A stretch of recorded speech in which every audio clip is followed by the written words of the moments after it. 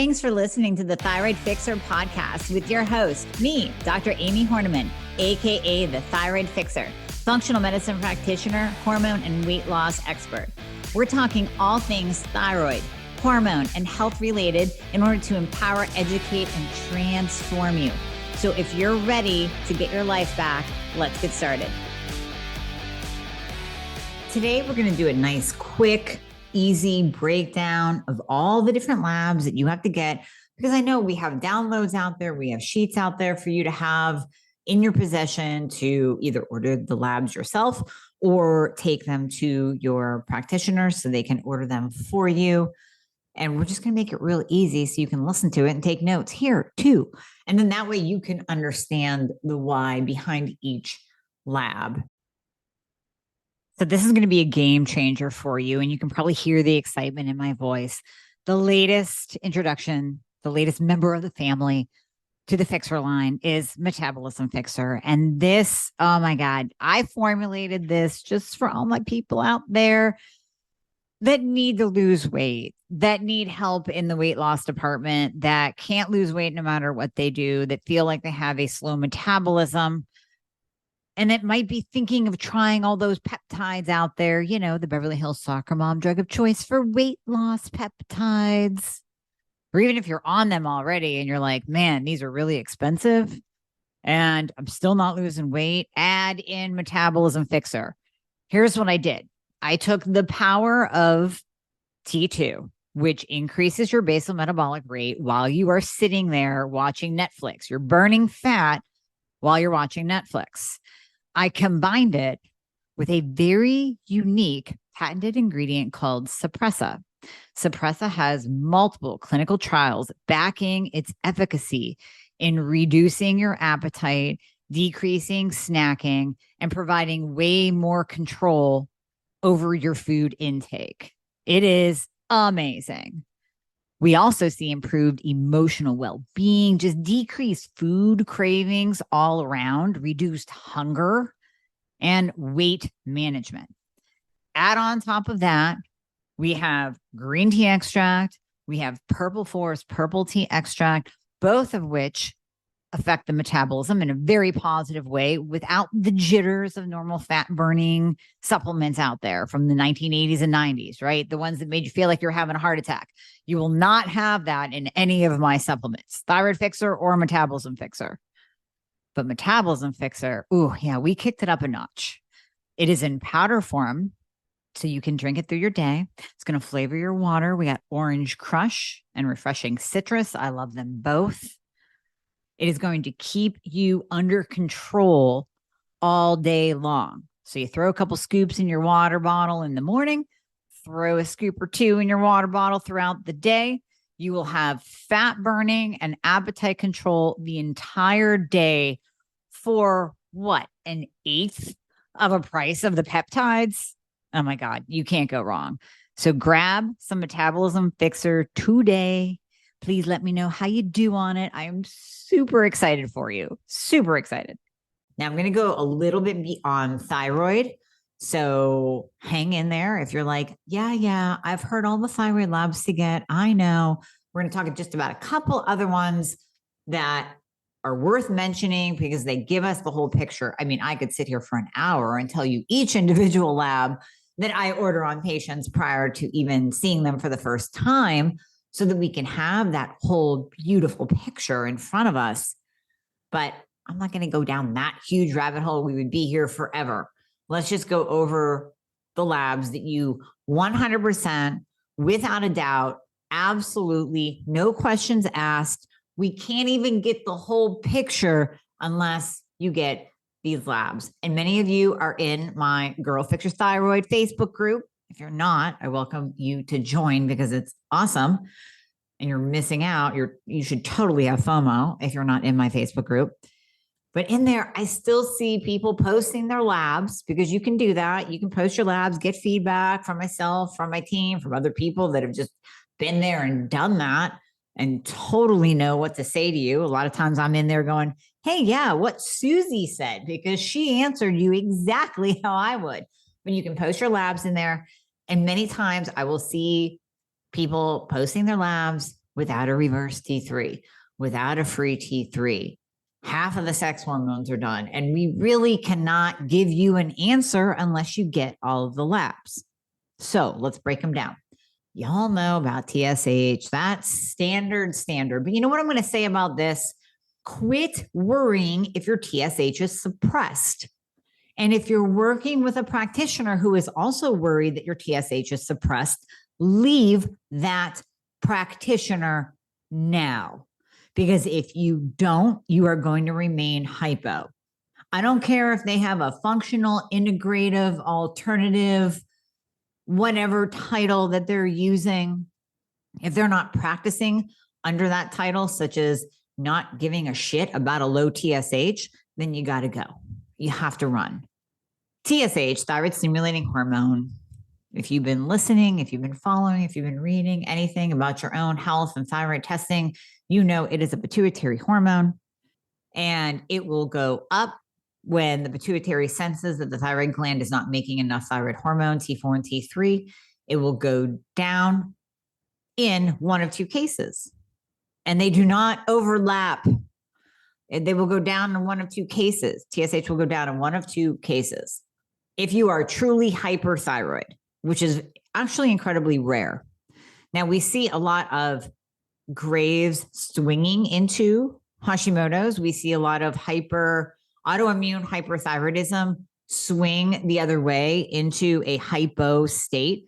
I see Graves antibodies go along with Hashimoto antibodies. The two can coexist because they're both autoimmune conditions.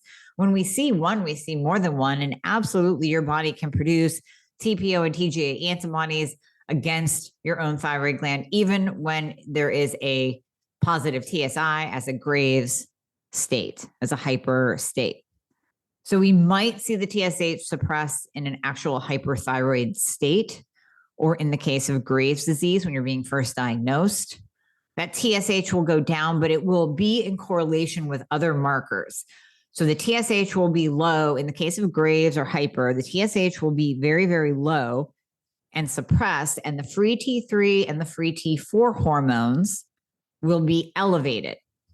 So your thyroid gland will literally on its own, not with medication on board, such as thyroid medication, your thyroid gland will overproduce T4 and T3, and we'll see those elevated as well, which is why we cannot diagnose hyperthyroidism based on TSH alone. You have to look at the whole picture. So then we move on to the second case of TSH going down when you are on thyroid hormone replacement and any T3 is on board in the form of NDT, cytomel, liothyronine, or in the cases, which I have also seen, when a person is on a large amount of T4 medication for a long period of time, the TSH will naturally go down and become suppressed because the pituitary is sensing there's enough thyroid hormone on board in the body. Now, whether you're optimal or not is a different story, but the pituitary senses there's enough thyroid hormone in the body. This is the whole hypothalamic pituitary thyroid axis. One talks to the other one, and gives a feedback on what's going on. It's like reporting back to your officer. Things are well here. You don't have to yell at the thyroid gland to make it produce more thyroid hormone because all is well. So that's another case where TSH might be suppressed. Once you are on thyroid hormone replacement therapy, I really don't care what your TSH is. And it also is worth mentioning that post-thyroid cancer, we want that TSH suppressed to prevent tissue regrowth. We do not want that TSH actually even above a 1, because we do not want tissue regrowth to happen post-thyroidectomy due to thyroid cancer.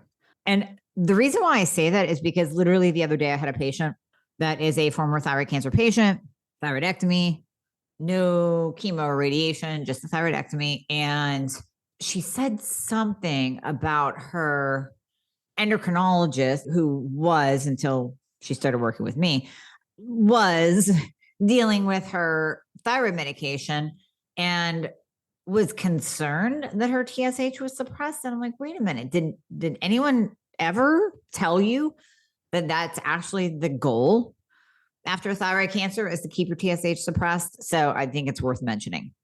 When we go down the other pathways of what other tests need to be done. We can go to the total. So we can go to total T3 and total T4. They're not as important. They're like bonus tests. If you have them, I will look at them. And it's interesting to kind of see the full picture, because normally we will see a very low free T3. And so we'll also test free T3 and free T4, the unbound thyroid hormones. Remember, T4 is inactive, T3 is active. So we want the totals and the free for both. Not as important to have the total, very important to have the free. And it's actually more important to have the free T3 than it is to have the free T4. Now, what I'll see the pattern of is a person will have low free T3, and then we'll go over to the total if it's there. And we just go, oh, look, that's low too. Duh. Of course it is. So it's nice to have the total. It's more important to have the free, because I want to know what is in your body, unbound, ready to be taken up by the cell and used. I want to know the amount of T3 that is ready to attach onto the receptor site on your cell, because every cell in your body has a receptor site on it for T3, not T4. So I really don't care that much about free T4. That just tells me the amount of inactive thyroid hormone that is ready to be converted into T3. But I don't really care if you don't have enough free T4, if you have enough free T3 on board and you feel good, because we have to go back to how do you feel. Thyroid labs mean nothing if you feel like garbage. And they mean everything when we pair it up with your answer to the question of how do you feel. So that's the thyroid hormones. Now we move on to, and wait, let me back up real quick, because it's also worth noting with all of the downloads and the free guides that I have on optimal ranges, we can give a very in general optimal range. So you'll hear me say free T4, like a 1 to 1.5, and we want free T3, 3.5 or above, or in the upper quadrant of the range. But then I'll have patients that get hung up on that. This is where I keep saying this. Thyroid treatment is very nuanced. It is not something that anyone and everyone can do. And again, I don't care if you're functional, integrative, some kind of hormone specialist, a hormone clinic, an OBGYN. I don't care. It is a nuanced art. And this is where we say, okay, and I've had to say this to patients, okay, I know I give those optimal lab value ranges. However, you have to individualize it for each person. So if you are on 25 micrograms of Synthroid and we have you on 25 micrograms twice a day of T3, because we have found that you don't convert very well. So if we go up in the T4, it's just going to push up your reverse T3. We can see that in your history. So we want to keep the T4 low. Now you might eventually be a T3 only candidate, but we want to keep the T4 low. If I'm keeping the T4 medication dose low, why would I want to push your free T4 up into a higher range? Why would I care that it's a 0.8 or a 0.9? I don't. So with that particular scenario of a patient, we actually, their optimal T4 is probably a 0.8 or 0.9. My optimal free T4 is, I don't care. It can be as low as possible because I'm on T3 only.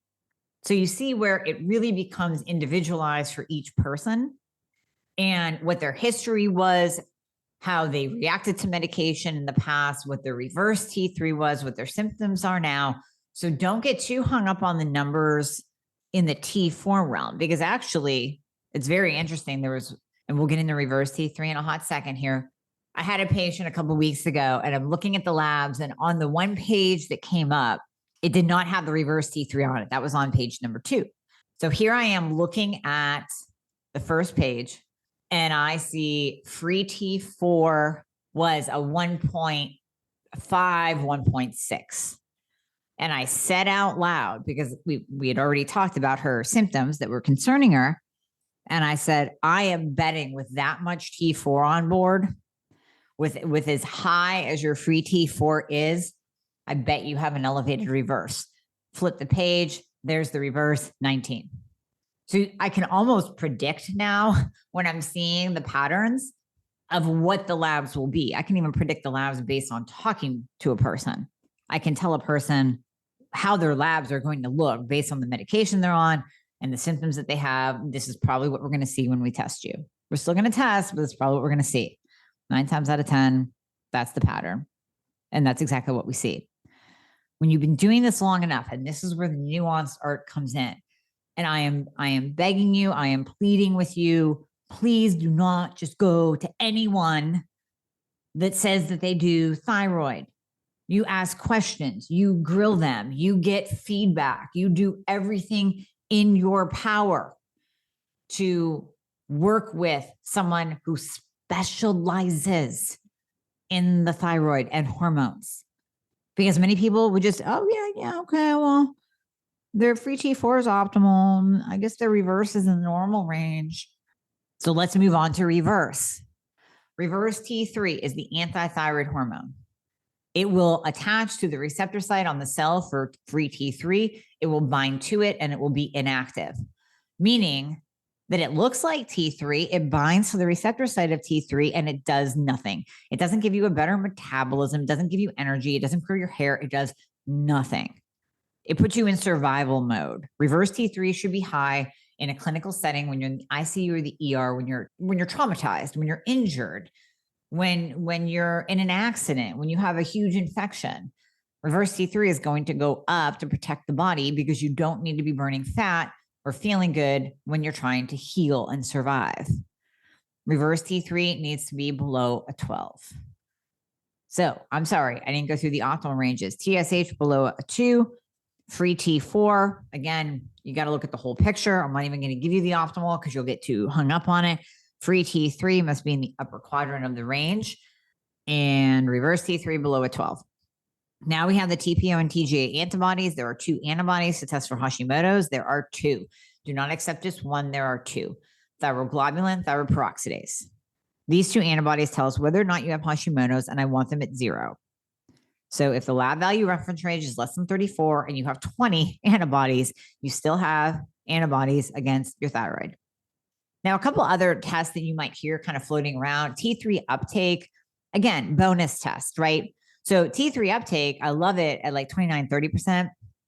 But if you don't have enough T3 to uptake, it doesn't really matter the percentage that your cells are uptaking the T3, because I want enough T3 on board for your cells to uptake it in the first place. There's also sex hormone binding globulin, which is definitely fantastic to get tested, because not only does elevated SHBG bind to your free testosterone, a very important hormone, but it also binds to your estradiol and to your T3 to some degree, rendering it inactive. So you want to test your SHBG, and you want that between a 60 and an 80. I have a whole separate podcast on what pushes SHBG up. Kyle Gillette and I talked about it on my interview with him last week. So you can listen to that to learn more about sex hormone binding globulin and the importance of it. Now, many of you are very, very focused on your antibodies, and your goal is to get those antibodies down, which I have also said in other podcasts. Do not hang your hat on your antibodies, because at the end of the day, I could push your antibodies to 0, and you can through lifestyle changes. But if your thyroid hormones are off, it doesn't matter that your antibodies are at 0, because I can show you another person who has their antibodies at 50 or 200 or 500, but their thyroid hormones are awesome and they feel fantastic. Not even a symptom. Do you think that they care that their antibodies are elevated? I mean, we're going to still, keep working at pushing them down. You go gluten-free, reduce your stress levels, balance cortisol. And then sometimes you're bringing on low-dose naltrexone, LDN. That lowers antibodies. That is a prescribed compounded medication. Naltrexone is used in alcoholism and opioid addiction in higher doses, like 50 milligrams, 100 milligrams. We're using 1 to 4.5 milligrams daily. And that reduces inflammation and reduces antibodies. The other thing that reduces antibodies actually is my favorite, GSD, hormone, testosterone. I'm going to be talking about this a little bit more at KetoCon this year, but testosterone really shows a ton of promise at lowering antibodies. So in addition to me being adamant about testing and treating low testosterone in both males and females and supporting healthy testosterone pathways, using hormone Fixxr, getting deep sleep, lifting heavy shit, all of that is going to support your testosterone. You also want to make sure that your free and total testosterone are tested, and you want to make sure that they are optimal. Now, you will hear literally 50% of practitioners that deal with hormones say that the free testosterone is the most important. 50% will say that total testosterone is more important. I like to look at both of them because I think they're both important, because if you have an optimal total, but you have a low free, go back to the SHBG and see if that's high, because that's probably binding to the free testosterone. There might be a prolactin problem. There just might be an issue, even with growth hormone, that is keeping the free testosterone from being at an optimal state. So we want to make sure that you have enough total on board, and total for women, 50 or above. And I say or above, because I don't know where your optimal is going to be. Your optimal testosterone could be 200. It could be 300. I don't have a limit. Again, it's how do you feel? How do you feel? As long as you're not, as my dear friend Karen Martell says, and I just absolutely love this, so I have to say it and give her credit, kind of like, study with a little footnote or whatever. A clitoris, if you're growing a clitoris, if you're growing a beard, then that's probably an issue. If you're breaking out cystic acne, your testosterone is probably too high. But then again, I have had women that have elevated testosterone, 200, 300, no androgenic side effects whatsoever. They feel great. Testosterone is absolutely protective against autoimmune. It lowers antibodies. Why do you think women are more prone to Hashimoto's? Why? Because we have lower testosterone. Testosterone is the most abundant hormone in a woman's body, but we have less of it than a man. We should. Men, your total testosterone better be above a 700. I mean, bare bones minimum. Probably going to feel better around 900, 1,000, 1,100, something like that. Bare bones minimum 700. And estradiol between 30 and 50. Yes, we check estradiol on men as well. And we don't want it too low. We don't want it too high. We don't want you aromatizing over an estrogen, but we don't want it too low either. So those tests are vital, vital, vital to get the full picture. Now, I talked about testosterone, the importance of testosterone, how it protects against your antibodies going up. It actually helps to lower antibodies. That is an actual treatment to lower antibodies as well. And then we want to check the other hormones. So I mentioned SHBG. I mentioned testosterone. We want to also check estradiol, total estrogen. So let's break down the estrogen. You have the total estrogen, you have estradiol, estrone, estriol. Estradiol, most abundant. That is very protective. That's where all the benefit comes in with bioidentical hormone replacement therapy. Some practitioners will use estriol as well. In addition to estradiol, most just use estradiol. We want to check your progesterone. And this is not a podcast on hormones, so I am not going down too many rabbit holes, but these are just the overview of the ones that you want to get.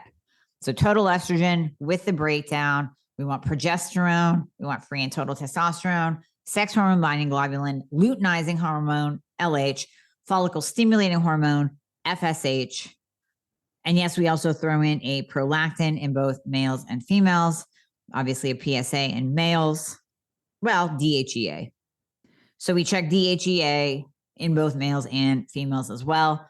And of course, cortisol and insulin, because those two are hormones. So that if you just stuck with that profile, that list alone, and you got nothing else, you didn't go down the Epstein-Barr virus rabbit hole or mold testing, or you didn't even do nutrients.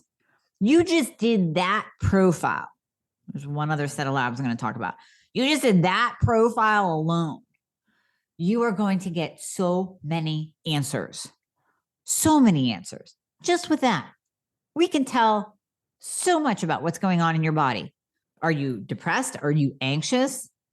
Are you losing hair? Do you have low sex drive? Are you losing muscle mass? Are you tired? Are you gaining weight? You can't lose weight. You're constipated. Your joints hurt. You lost strength at the gym. I mean, I could keep going. You have high cholesterol. You have high insulin. You have type 2 diabetes. You have heart disease. You have clogged arteries. Are you on a statin? Are you on an antidepressant? Are you on a blood pressure medication? Are you on a sleeping pill?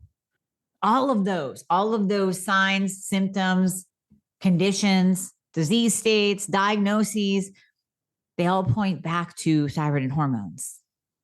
One last grouping of tests you get that bears mentioning would be your iron panel with ferritin. Because if your ferritin is low, you're going to be anxious and you're going to have issues converting T4 to T3. If your ferritin is high, which I have seen a ton of lately as well, that is inflammation in the body. And we need to find the source. If you are being exposed to heavy metals of some sort, are you cooking in a cast iron skillet, or do you just have a ton of inflammation where you need to go donate some blood, or you need something addressed? Throw in some C60. So those are all the tests. I want to keep this nice, brief, short overview. Why, the nuances, the whole deal. Mentioning the GSD hormone once again, because it is so protective. And I just find it interesting that it lowers antibodies too. So that is it in a nutshell. Get those labs done so you can see the whole picture of your health. Hey guys, thank you so much for listening to the podcast. I hope you loved it. And as always, if you would be so kind to leave a review if you are listening on Apple Podcasts, that would be absolutely amazing. I read all of them.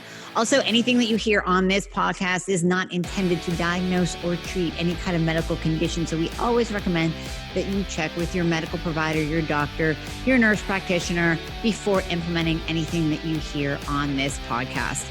And if you want to find out more about working together, you can click the link below in the show notes to book a discovery call. And there you'll be talking to a member of my team.